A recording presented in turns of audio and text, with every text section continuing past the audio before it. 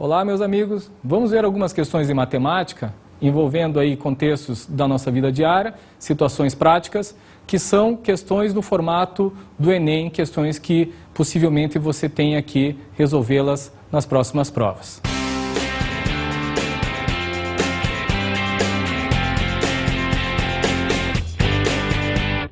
Vamos à primeira questão.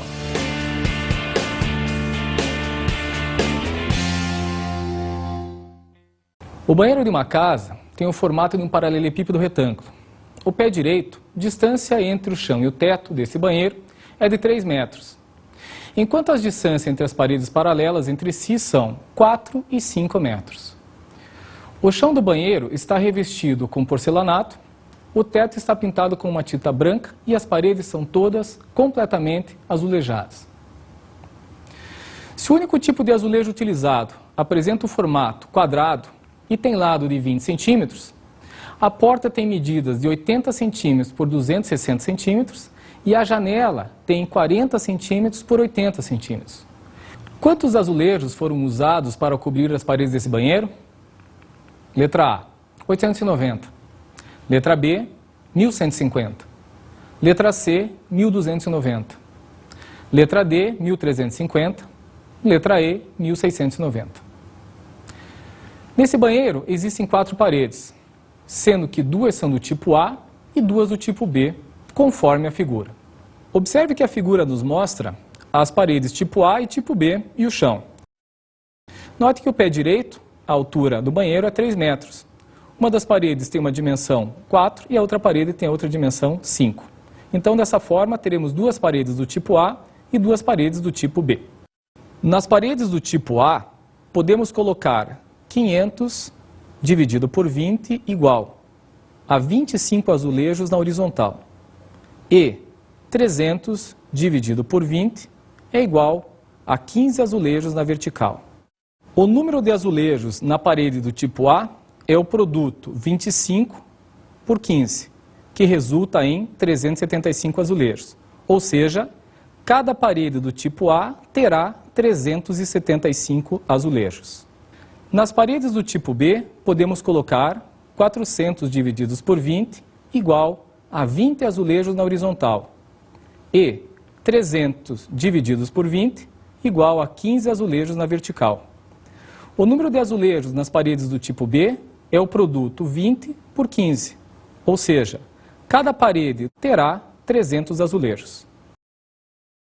Na porta, devemos excluir 80 dividido por 20, que é igual a 4 azulejos na horizontal. E na vertical, 260 divididos por 20 é igual a 13 azulejos. Assim, a quantidade de azulejos referentes à área da porta é o produto 4 vezes 13. Isso totaliza 4 vezes 13 igual a 52 azulejos. Na janela, devemos excluir 40 dividido por 20 igual a 2 azulejos da horizontal. E na vertical, 80 divididos por 20 igual a 4 azulejos. Isso significa que a área relativa à janela, isso totaliza 2 vezes 4 igual a 8 azulejos. Assim, o total de azulejos nesse banheiro será 375 vezes 2. Essa é a quantidade de azulejos para as 2 paredes do tipo A, mais 300 vezes 2. Esta é a quantidade de azulejos na parede tipo B, menos 52 azulejos, que é a quantidade de azulejos relativos à área da porta, e menos 8 azulejos, que é a quantidade de azulejos relativos à área da janela. Fazendo 375 vezes 2, mais 300 vezes 2, menos 52, menos 8, totaliza 1.290 azulejos. A alternativa correta é a letra C, 1.290 azulejos. Perceba que essa questão trabalha a ideia de geometria espacial, ou seja, de um paralelepípedo retângulo, que é a ideia de um banheiro nesse formato. Perceba que não é exatamente o paralelepípedo retângulo que a gente trabalha inteiramente, mas sim as suas faces laterais, excluindo-se o teto e o chão. Mas é uma questão muito bem aplicada de geometria. Apesar de ser uma questão de geometria plana, ela acaba sendo inserida em geometria espacial. É uma situação muito prática, muito aplicada, em que é bem possível de vocês terem que, um momento, ter que resolver uma questão como essa na prova do Enem.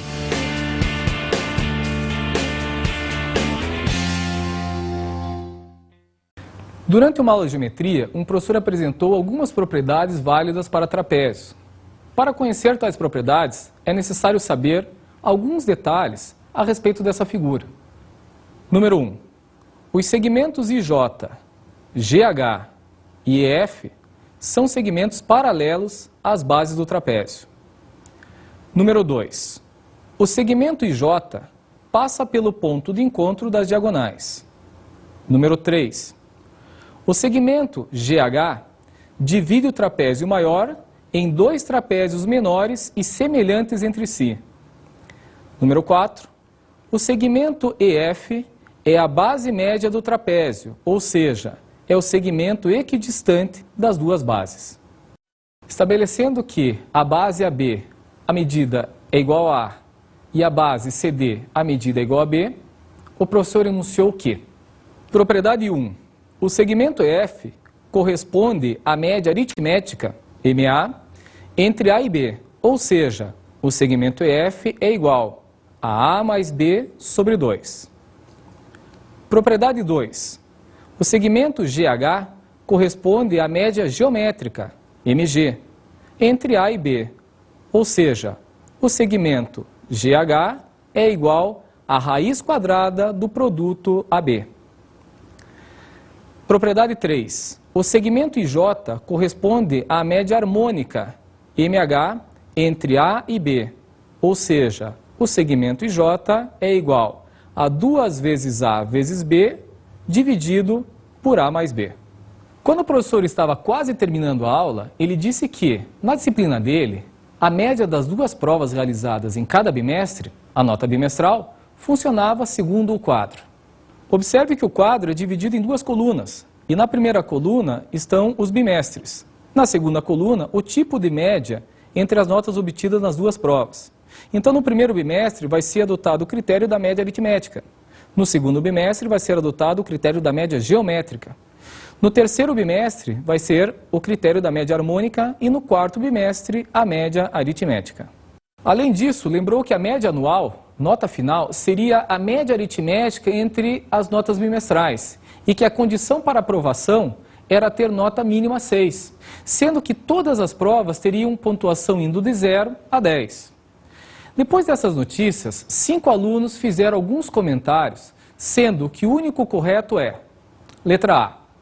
Essas regras do professor são só para assustar. Qualquer que seja o tipo de média utilizado para calcular as notas bimestrais, isso não faz diferença alguma na média anual.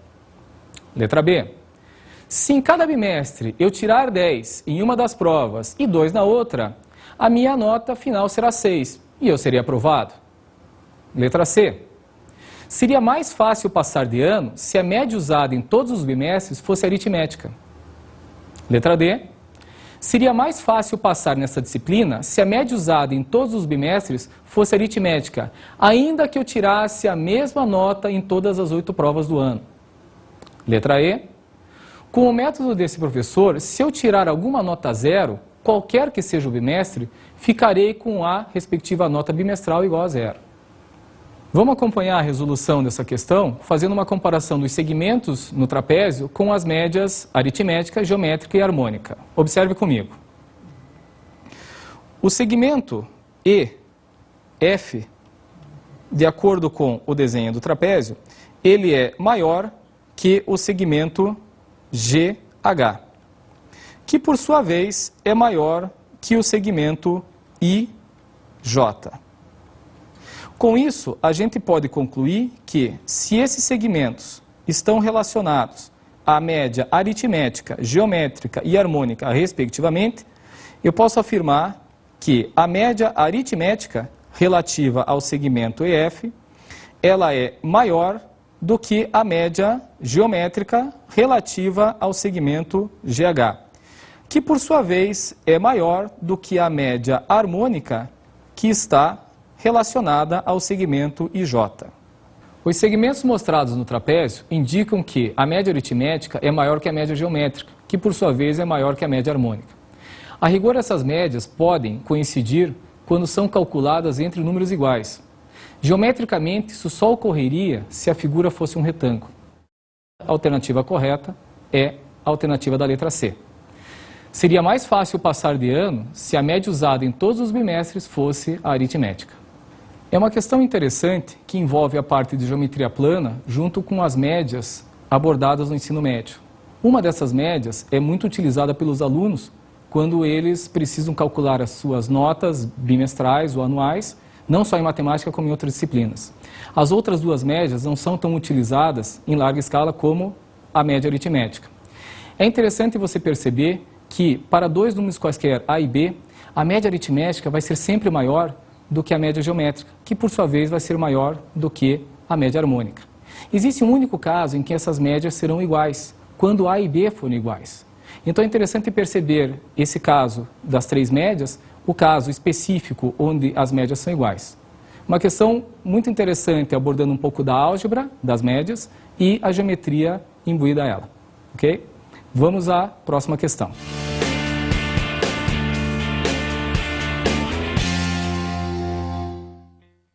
Inicialmente designada como gripe suína, a gripe A é causada pelo vírus influenza A, subtipo H1N1. Em 11 de junho de 2009, a Organização Mundial de Saúde, OMS, passou a considerar esse tipo de gripe uma pandemia, por já ter casos confirmados em mais de 75 países.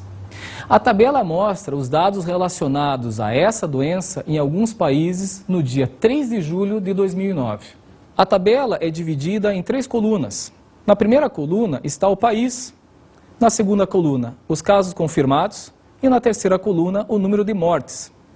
Na primeira linha, os Estados Unidos têm 33.902 casos confirmados e, desses casos confirmados, 170 mortes. No México, o número de casos confirmados é 10.262 e o número de mortes, 119. Na Argentina, o número de casos confirmados, 1.587 e o número de mortes, 26. No Reino Unido, o número de casos confirmados, 7.447 e o número de mortes, 3. Na China, o número de casos confirmados, 1.814 e o número de mortes, 1. E no Brasil, o número de casos confirmados, 737 e o número de mortes, 1. Num discurso em rede nacional de televisão, em 5 de julho de 2009, José Gomes Temporão, ministro da Saúde do Brasil à época da ocorrência dessa pandemia, declarou que o índice médio de mortalidade devido à gripe A era cerca de 0,4% das pessoas infectadas. A respeito dos dados retirados do discurso do ministro da Saúde e da tabela, é correto afirmar que, letra A, entre os países mostrados, os Estados Unidos da América possuem o maior número de infectados e também o maior índice percentual de óbitos devido à doença. Letra B. Apesar das 26 mortes confirmadas, a Argentina apresenta índice de mortalidade abaixo dos padrões médios. Letra C. O índice de mortalidade devido à gripe A na China é o menor entre os países mostrados. Letra D. O México, país com a primeira pessoa infectada com a doença, é o que possui o maior número de casos confirmados entre os países abordados. Letra E. Em números absolutos, o Brasil e China são os países que registram o menor número de óbitos devido à gripe A, mas levando em consideração o número de pessoas infectadas com o vírus, H1N1, o Reino Unido é o que apresenta o menor percentual de mortes. Para resolver essa questão, nós vamos calcular os índices de mortalidade em cada um desses países, de acordo com os dados da tabela. Os Estados Unidos teve o número de casos de mortes dividido pelo número de casos confirmados, uma porcentagem de 0,5%.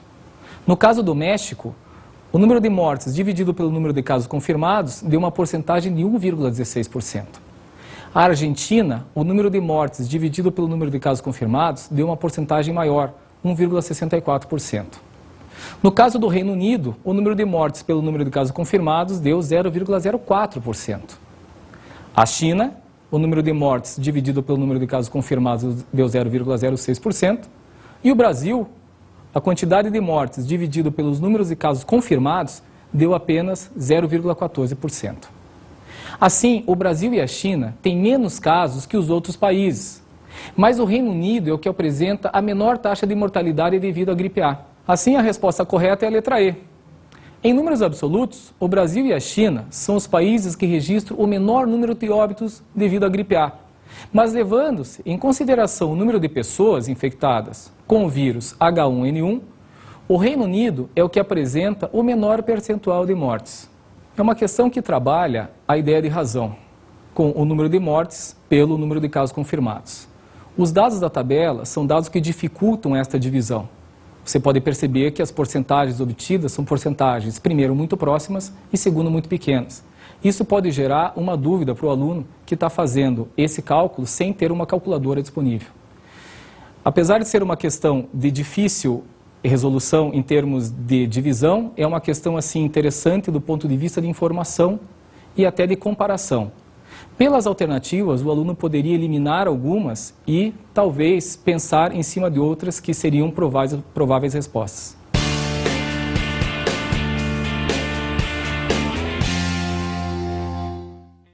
Pedro e Ivo estão brincando de jogar para o ímpar. Segundo as regras estabelecidas previamente, fica combinado que é proibido mostrar com as mãos o número 0. Durante essa brincadeira, 3 momentos são selecionados. Momento 1. Pedro diz para Ivo: par eu ganho, ímpar você perde. Em seguida, eles mostram suas mãos com apenas alguns dedos esticados. Momento 2. Ivo diz para Pedro: como eu estou cansado de brincar, você tira par ou ímpar com o espelho. Se der par, eu ganho. Se der ímpar, ganha você. Momento 3. Pedro e Ivo jogam par ou ímpar normalmente e de forma honesta.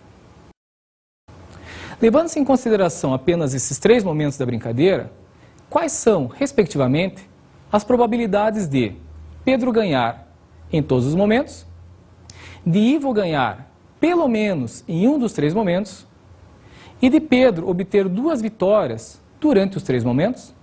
Letra A, 50%, 100% e 0%. Letra B, 100%, 0% e 50%. Letra C, 0%, 50% e 100%. Letra D, 0%, 100% e 50%. Letra E, 50%, 0% e 100%. Para resolver essa questão, nós vamos analisar cada um dos momentos separadamente. Momento 1. Se Pedro ganha com par e Ivo perde com ímpar, então Pedro ganha com certeza. Momento 2. Ao tirar par ou ímpar com o espelho, a soma do que é visto na mão do objeto e na mão da imagem sempre dará par, pois os números somados serão sempre iguais. Assim, Ivo ganha com certeza. Momento 3. O jogo de par ou ímpar oferece 50% de chance a cada um dos 2 participantes. Assim, Pedro ganha em todos os momentos, 0%, pois Ivo ganha no momento 2. Ivo ganha pelo menos em um dos 3 momentos, 100% de chance, pois a vitória de Ivo é garantida no momento 2. Pedro obtém 2 vitórias durante os 3 momentos, pois Pedro, assim como Ivo, possui uma vitória e uma derrota garantida. Dessa forma, para obter 2 vitórias, tudo depende do momento 3, cuja chance dele vencer é de 50%. Dessa forma, a resposta correta é a letra D, 0%, 100% e 50%. Essa é uma questão que trabalha a ideia de probabilidade envolvendo a brincadeira de par ou ímpar entre 2 amigos. Você percebe que nos momentos 1, 2 e 3 existem diferenças nas regras. Em alguns momentos, algumas dessas regras privilegiam um dos 2. Mas no momento 3, as regras são claras para os 2 e eles têm as mesmas quantidades, as mesmas probabilidades de acerto. Então, para a probabilidade é uma questão muito interessante e simples do ponto de vista de probabilidade, mas de uma interpretação assim muito elaborada, muito boa. Vamos à próxima questão.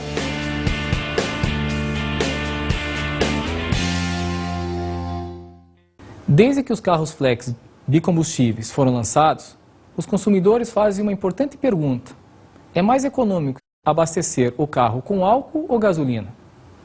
Um dos dados importantes para dar uma resposta adequada é saber que o álcool apresenta um rendimento 30% menor que o da gasolina. A tabela a seguir mostra a comparação entre o preço do álcool e o da gasolina em todos os estados do Brasil e no Distrito Federal. Dados fictícios.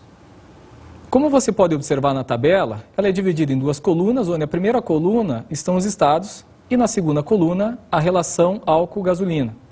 Observe que, no caso do Acre, por exemplo, a relação álcool-gasolina é de 71%. Para um caso aí como o Paraná, a relação álcool-gasolina é de 58% e, no caso de São Paulo, 53%. Entre as alternativas mostradas, qual apresenta, respectivamente, as respostas corretas para as seguintes perguntas? Número 1. Em qual estado os proprietários obtêm a melhor relação custo-benefício ao optarem pelo álcool? Número 2. Em qual estado os proprietários obtêm a melhor relação custo-benefício ao optarem pela gasolina? Número 3. Em qual estado os proprietários não obtêm qualquer vantagem em optar por um ou outro tipo de combustível? Letra A. São Paulo, Amapá e Ceará. Letra B. Paraná, Paraíba e Amapá. Letra C. Mato Grosso, Roraima e Paraíba. Letra D. Amapá, São Paulo e Ceará. Letra E. Roraima, Mato Grosso e Paraíba. A resolução dessa questão vem da ideia de que o rendimento do álcool é 30% menor que o da gasolina. Então, o rendimento do álcool corresponde a 70% do rendimento da gasolina. Assim, abastecer com álcool é vantajoso quando o seu preço é inferior a 70% do preço da gasolina. Dessa forma, o álcool tem melhor relação custo-benefício em Mato Grosso, a gasolina é o combustível ideal em Roraima e na Paraíba é indiferente abastecer com qualquer um dos dois combustíveis, pois a relação de preço entre eles é de exatamente 70%. A resposta correta está na letra C, Mato Grosso, Roraima e Paraíba. A relação custo-benefício do álcool e da gasolina é uma questão que não só os estudantes, como as pessoas de modo geral se questionam. Quando você entra num posto de gasolina ou um posto de álcool, qual dos dois combustíveis que você vai abastecer teu carro? Pelos preços de cada um e por esse cálculo que a gente teve a oportunidade de acompanhar, você agora já sabe o que vai ser mais econômico para você, se vai ser a gasolina ou o álcool. Basta fazer a relação custo-benefício e trabalhar a ideia da porcentagem, abaixo de 70% e acima de 70%. Vamos à próxima questão?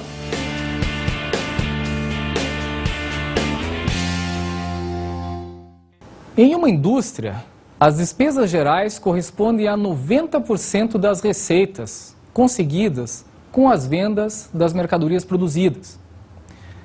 Preocupado com os efeitos da crise que afetou todo mundo no segundo semestre de 2008, o presidente dessa empresa pensa em várias alternativas e acaba propondo algo inusitado a seus funcionários. Aumentar a jornada de trabalho deles de 40 horas para 44 horas semanais e compensá-los financeiramente com a divisão entre todos os empregados de 10% dos lucros auferidos.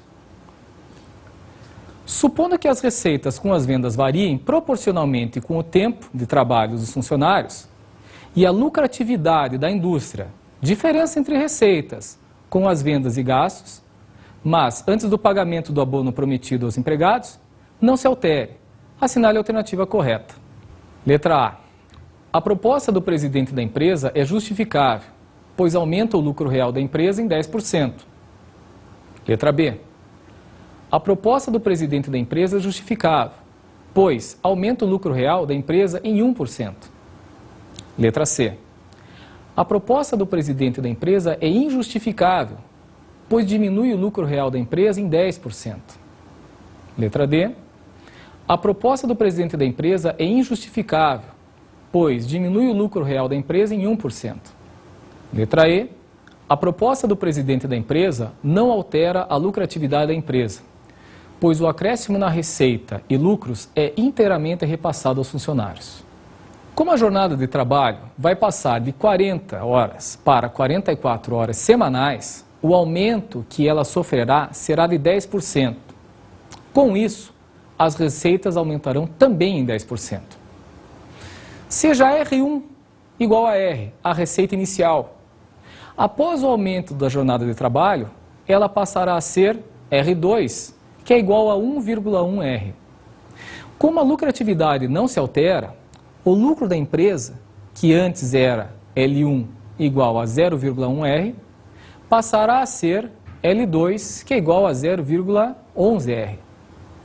Desse lucro, a indústria precisa retirar 10% para pagar o abono prometido aos funcionários, sobrando 90% dele, ou seja, 0,099R, que é 1% menor que o lucro anterior, L1.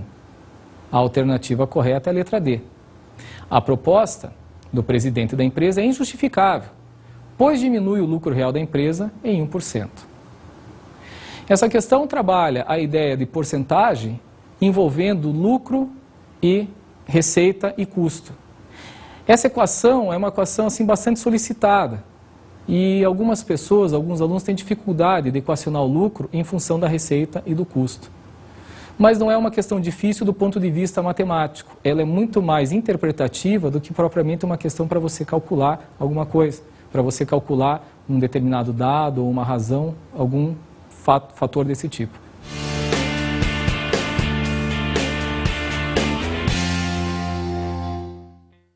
Uma carteira normal de cigarros possui 20 unidades de aproximadamente 10 centímetros de comprimento. Suponha que um fumante ativo chega a fumar até 3 carteiras de cigarro por dia, sendo que muito raramente os números são superiores a esse. Um jornalista, ao redigir um artigo sobre os malefícios do cigarro, escreveu: se enfileirarmos todos os cigarros que uma pessoa fumou dos 20 aos 70 anos, poderíamos completar ao menos uma volta ao redor da Terra ao longo da linha do Equador. Sabendo que o raio médio da Terra é de 6.400 km, assinale a alternativa correta. Letra A.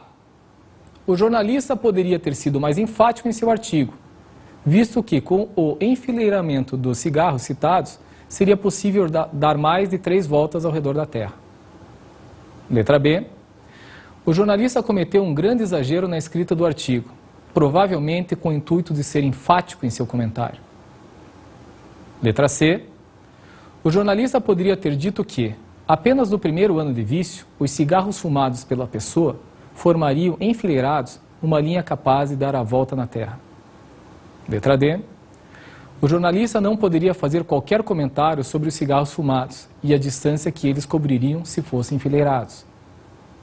Letra E. O jornalista poderia ter dito que, mesmo para um fumante eventual, um cigarro por dia, os cigarros fumados ao longo de 50 anos e enfileirados dariam uma volta na Terra. Para resolver essa questão, nós vamos fazer as relações dadas no enunciado. Ou seja, um cigarro corresponde a 10 centímetros, ou ainda 0,1 metros. Assim, 3 carteiras, que correspondem a 60 cigarros por dia, é igual a 6 metros por dia. Em um ano, o equivalente em metros de cigarros é 6 vezes 365, é igual a 2.190 metros. Assim, em 50 anos, vai ser uma distância de 109.500 metros, que corresponde a 109,5 quilômetros. O comprimento da circunferência terrestre pode ser calculado pelo comprimento de uma circunferência, ou seja, 2 vezes π vezes r. Substituindo o π por 3,14 e o r por 6.400 km, nós vamos ter que o comprimento da circunferência terrestre é igual a 40.192 km. Pelos cálculos, uma pessoa precisaria fumar cerca de 1.100 carteiras de cigarro por dia para, em 50 anos, conseguir que a fileira deles completasse a volta na Terra. Assim, o jornalista exagerou em seu comentário, possivelmente tentando enfatizar suas ideias. A resposta correta é a letra B. O jornalista cometeu um grande exagero na escrita do artigo, provavelmente com o intuito de ser enfático em seu comentário. Essa questão ela tem um caráter informativo para os fumantes e não fumantes. Mesmo que os não fumantes, de certa forma, torçam para que isso seja uma verdade, não é uma verdade, mas não deixa de ser um aviso às pessoas que fumam e que talvez nunca tenham feito esse cálculo. Para fumantes ativos, que fumam até 3 carteiras por dia, o comprimento da quantidade de cigarros calculado dá quase 110 quilômetros de cigarros fumados.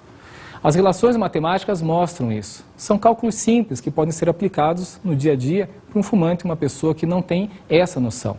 Ela é muito mais importante a noção que ela dá da quantidade de cigarros fumados do que propriamente a comparação com a circunferência da Terra. Vamos à próxima questão?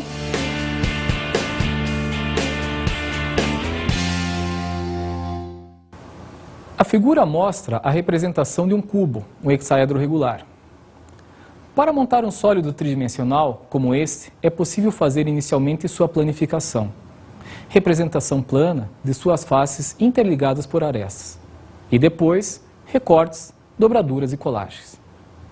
O cubo possui exatamente 11 planificações possíveis, sendo que 5 delas estão mostradas a seguir. Provavelmente, nenhuma dessas 5 planificações estão nas alternativas que nós vamos analisar da questão. Em qual das alternativas a seguir, a figura apresentada não caracteriza uma planificação possível de um cubo? Observe as alternativas A, B, C, D e E, que elas mostram possíveis planificações desse cubo. Nós vamos escolher, dentre as alternativas, a que não representa uma planificação. Para resolver essa questão, nós temos aqui alguns exemplos de planificações do cubo. Observe que a planificação da letra A, quando nós transformamos em um cubo, ou pretendemos transformar em um cubo, ela realmente fecha em um sólido tridimensional. Perceba que todas as faces estão nas suas devidas posições, embaixo e em cima. Ou seja, essa planificação, com toda certeza, resulta num cubo. Vamos pegar um segundo exemplo, o exemplo da letra B. Perceba que a letra B, ela vai resultar numa planificação do cubo, porque no momento que nós montarmos a letra B, você nota que realmente forma o sólido. Todas as faces estão nos seus devidos lugares. Se tivéssemos a oportunidade de colar essas arestas, a gente formaria exatamente um cubo. Vamos pegar um terceiro caso ainda. Um terceiro caso da letra C. Observe que a letra C também é a planificação do cubo. Por quê? No momento que nós transformamos essa planificação no sólido, o sólido gerado é um cubo, todas as faces estão nos seus devidos lugares. Porém, se nós fizermos ou tentarmos fazer a planificação voltar ao sólido original, a alternativa da letra E nos deixa uma face em aberto. Ou seja, na alternativa da letra E, não é uma planificação desse cubo. A resposta correta é a letra E. Essa questão é uma questão que exige do aluno uma visualização tridimensional, espacial, de um sólido planificado. Isso nem sempre é muito simples para um aluno que está fazendo uma prova, no momento da prova, porque ele não tem esses recursos disponíveis. Ou seja, esse aluno deve treinar essa planificação e essa visualização tridimensional por meio de desenhos e por observações.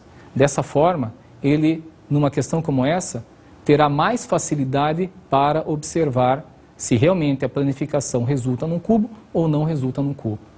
As questões vistas nessa aula de hoje são questões que têm uma aplicabilidade no nosso cotidiano muito grande. Como as questões do Enem, elas são questões assim que têm muito mais um caráter de informação do que propriamente de conteúdo. E é isso que se exige hoje de um aluno que vai fazer o Enem. O aluno, ele precisa ter conhecimentos de matemática, mas ele precisa ter uma interpretação da questão que vai fazer parte da resolução dela. Eu desejo a vocês ótimos estudos e tchau!